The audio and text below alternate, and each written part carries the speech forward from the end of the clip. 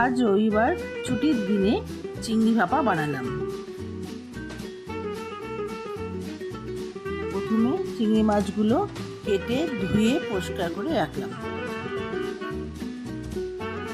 এরপর চিংড়ি মাছগুলোর মধ্যে 1 চামচ লবণ, অল্প পরিমাণ হলুদ দিয়ে ভালো করে মেখে রাখলাম।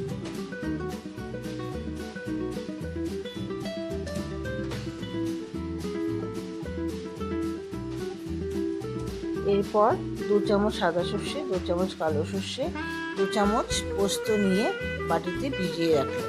এরপর সেই মশলাগুলো আর সাথে কটা কাঁচা লঙ্কা দিয়ে আমি শিলে বেটে নেব। আপনারা চাইলে মিক্সারেও বেটে নিতে পারেন। এরপর কড়াইতে তেল গরম হলে মাছগুলোকে দিয়ে একবার নেড়ে চেড়ে নামিয়ে নেব।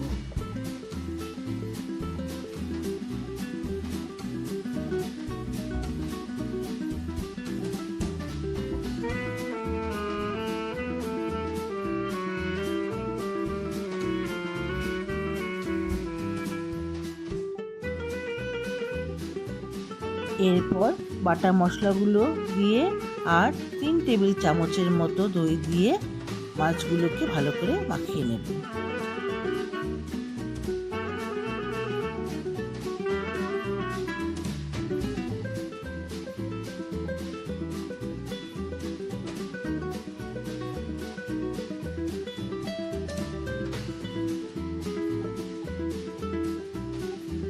স্বাদ মতো লবণ, অল্প হলুদ আর কাঁচা সরষের তেল দিয়ে আবার মেখে রেখে দেব।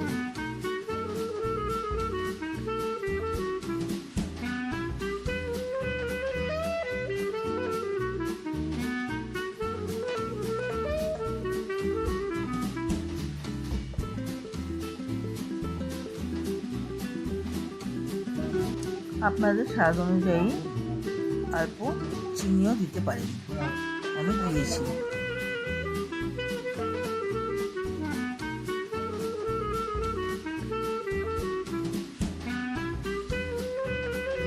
এরপর ওপর থেকে কটা কাঁচা লঙ্কা আর মশলা ধোয়া জলটা দিয়ে দিলাম। কড়াতে আগে থেকে জল গরম করতে রেখে দিয়েছিলাম। এখন একটা স্ট্যান্ড দিয়ে মাছের পাত্রটি রেখে 10 থেকে 15 মিনিটের জন্য চাপা দিয়ে রেখে দিলাম।